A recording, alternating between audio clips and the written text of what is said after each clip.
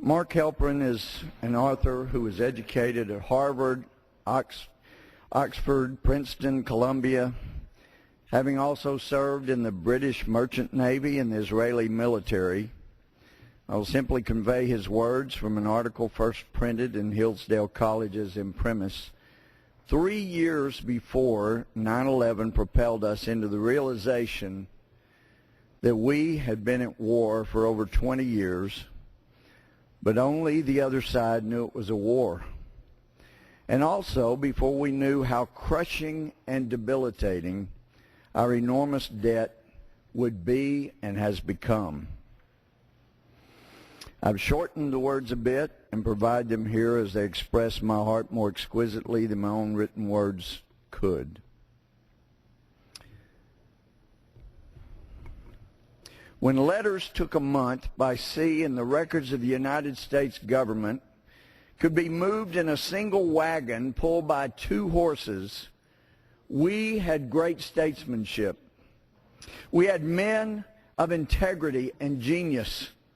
Washington, Hamilton, Franklin, Jefferson, Adams, Madison, Monroe. These were men who were in love with principle as if it were an art, which in their practice they studied empires that had fallen for the sake of doing what was right in a small country that had barely risen, and were able to see things so clearly that they surpassed in greatness each and every one of the classical models that they had approached in awe.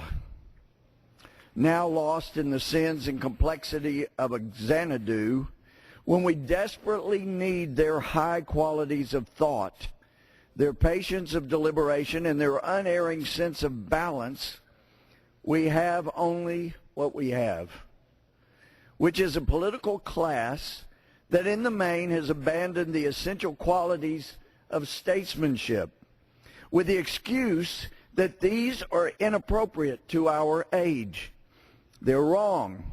Not only do they fail to honor the principles of statesmanship, they fail to recognize them, having failed to learn them, having failed to want to learn them. In the main, they are in it for themselves. Were they not, they would have a higher rate of attrition, falling with the colors of what they believe rather than always landing on their feet, adroitly, but in dishonor. In light of their vows and responsibilities, this constitutes not merely a failure, but a betrayal. And it is a betrayal not only of statesmanship and principle, but of country and kin. Why is that? It is because things matter. Even though it be played like a game by men who excel at making it a game, our life in this country, our history in this country, the sacrifices that have been made for country, the lives that have been given for this country are not a game. My life is not a game. My children's lives are not a game. My parents' lives were not a game. Your life is not a game. Yes, it's true. We do have accumulated great stores of power, of wealth, and of decency against which those who pretend to lead us can draw when, as a result of their vanities and ineptitudes, they waste and expend the gifts of previous generations. The margin of error bequeathed to them allows them to present their failures as successes. They say, as we are still standing and a chicken is in the pot, what does it matter if I break the links between action and consequence, work and reward, crime and punishment, merit and advancement? I myself cannot imagine a military threat and never could, so what does it matter if I weld shut the silo hatches on our ballistic missile submarines? What does it matter if I weld shut my eyes to weapons of mass destruction in the hands of lunatics who are building long-range missiles? Our jurisprudence Prudence is the envy of the world. So what does it matter if now and then I perjure myself a little? What is an oath? What is a pledge? What is a sacred trust? Are not these the things, the province of the kinds of people who were foolish enough to do without all of their lives, to wear ruts in the Oregon Trail, to brave the seas, to die on the beaches of Normandy and Iwo Jima, and on the battlefields of Shiloh and Antietam for me, so that I can draw from America's great accounts and look good and be presidential and have fun in all kinds of ways. That is what they say. If not in words, then indelibly in actions. They who, in robbing Peter to pay Paul, present themselves as payers and forget that they are also robbers. They who, with studied compassion, minister to some of us at the expense of others. They who make goodness and charity a public profession, depending on their election for a well-mannered embrace of these things and the power to move them, not from within themselves or by their own sacrifices, but by compulsion from others. They who, knowing very little or next to nothing, take pride in eagerly telling everyone else what to do. They who believe absolutely in the recitation of pieties, not because they believe in the pieties, but because they believe in themselves. Nearly 400 years of America's hard-earned accounts, the principles we established, the battles we fought, the morals we upheld for century after century, our very humility before God now flow promiscuously through our hands like blood onto sand, squandered and laid waste by a generation that imagines history to have been but a prelude for what it would accomplish. More than a pity, more than a shame, it is despicable. And yet this parlous condition, this agony of weak men, this betrayal and this disgusting show are not the end of things. Principles are eternal. They stem not from our resolution or lack of it, but from elsewhere, where, in patient and infinite ranks, they simply wait to be called. They can be read in history. They'll arise as if of their own accord when, in the face of danger, natural courage comes into play and honor and defiance are born. Things such as courage and honor are the mortal equivalent of certain laws written throughout the universe. The rules of symmetry and proportion, the laws of physics, the perfection of mathematics, human will, that not only natural law, but our own best aspirations have a life of their own. They have lasted through far greater abuse than abuses them now. They can be neglected, but they cannot be lost. They can be thrown down, but they cannot be broken. Each of them is different expression of a single quality from which each arises in its hour of need. Some come to the fore as others stay back, and then, with changing circumstance, those that have gone unnoticed rise to the occasion. Rise to the occasion. The principle itself suggests from a phrase, and such principles suggest easily and flow generously. You can grab them out of the air from phrases, from memories, from images. A statesman must rise to the occasion. Democrats can do this. Harry Truman had the discipline of plowing a straight row 10, 12, 14 hours a day, of rising and retiring with the sun 14 hours a day, of rising and retiring with the sun, of struggling with temperamental machinery, of suffering heat and cold and one injury after another. After a short time on a farm, presumptions about ruling others tend to vanish. It is as if you're pulled to the earth and held there. The man who works the land is hard put to think that he would direct armies and nations. Truman understood the grave responsibility of being President of the United States, and that it was a task too great for him or anyone else to accomplish without doing a great deal of injury, if not to some, then to others. He understood, therefore, that he had to transcend himself. There would be little enjoyment of the job because he had to be always aware of the enormous consequences of everything he did. Contrast this with the unspeakably vulgar pleasure in the office of President Clinton. Truman, absolutely certain that the mantle he assumed was far greater than he could ever be, was continually and deliberately aware of the weight of history, the accomplishments of his predecessors, and by humble and imaginative projection, his own inadequacy. The sobriety and care that derived from this allowed him a rare privilege for modern president, to give to the presidency more than he took from it. It is not possible to occupy the Oval Office without arrogantly looting its assets or nobly adding to them.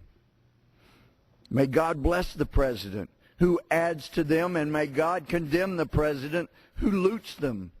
America would never have come out of the Civil War as it did had it not been led by Lincoln and Lee. The battles raged for 5 years, but for 100 years in the country, both North and South, modeled itself on their own character. They exemplified most perfectly Churchill's statement, "Public men charged with the conduct of the war should live in the continual stress of soul."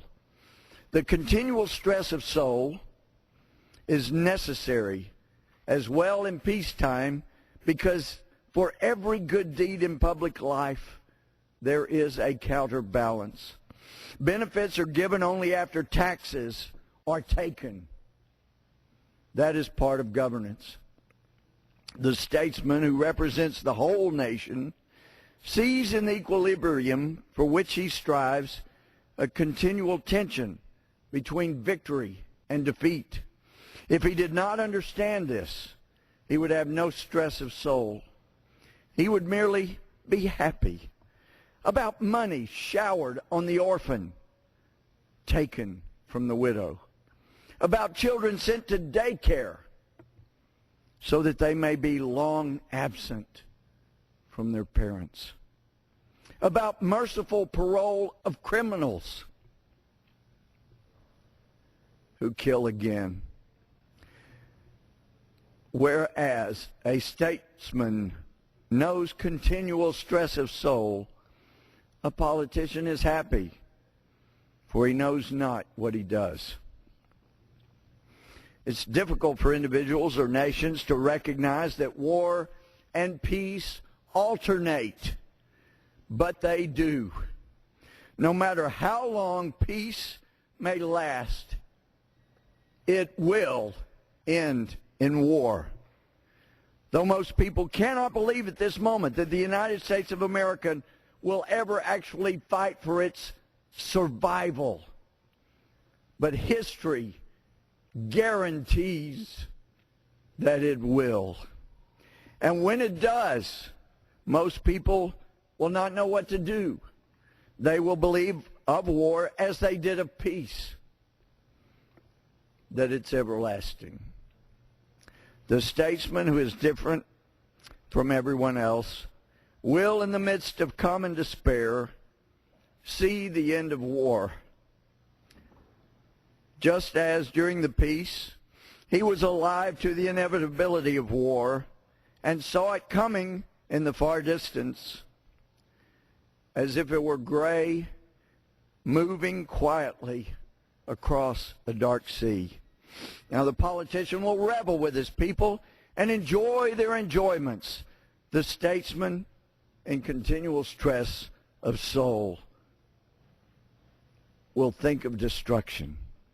As others move in the light, he will move in the darkness, so that others move in darkness, he may move in the light. This tenacity that is given to those of long and insistent vision is what saves nations. A statesman must have a temperament that is suited for the Medal of Honor, in a soul that is unafraid to die.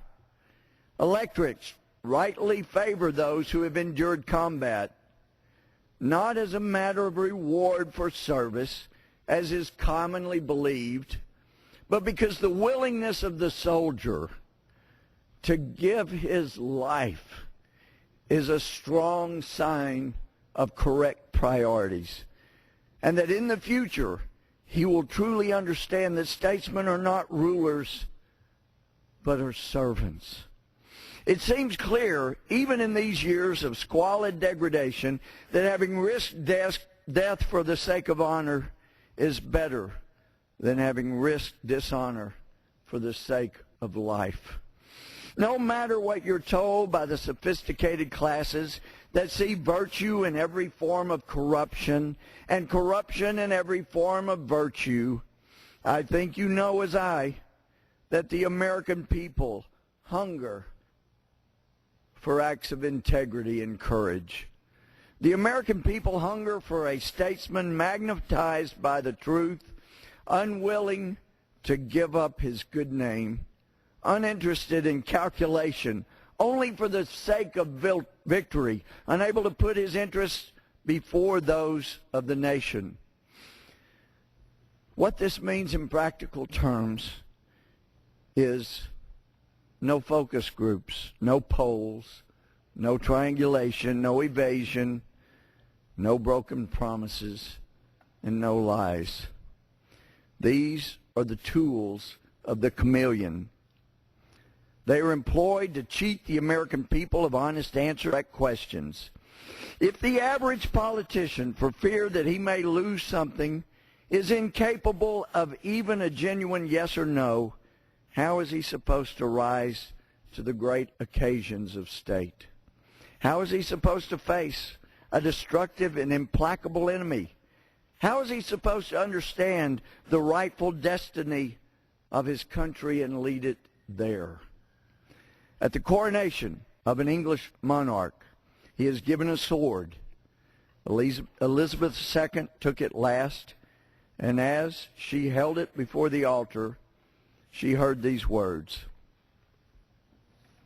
"Receive this kingly sword, brought now from the altar of God and delivered to you by us, the bishops and servants of God, though unworthy. With this sword do justice, stop the growth of iniquity, protect the holy church of God, help and defend widows and orphans, restore the things that are gone to decay, maintain the things that are restored, punish and reform what is amiss, and confirm what is in good order, that doing these things may be glorious in all virtue, and so faithfully serve the Lord." Would that we in America come once again to understand that statesmanship is not the appetite for power, but because things matter, a holy calling of self-abnegation and self-sacrifice. We've made it something else. Nonetheless, and despite its betrayal, statesmanship remains the manifestation in political terms of beauty and balance, of beauty and balance and truth. It is the courage to tell the truth and thus discern what is ahead. It is a mastery of symmetry of forces illuminated by the genius of speaking to the heart of things. Statesmanship is a quality that, though it may be betrayed, is always ready to be taken up again merely by honest subscription to its great themes. Have confidence that, even in idleness, its strengths are growing, for it is a providential gift given to us in times of need. Evidently, we do not need it now, but as the world is forever interesting, the time will surely come when we do. And then, so help me God, I believe, solely by the grace of God, the corrupt will be thrown down and the virtuous will rise up. Slavery was an abomination,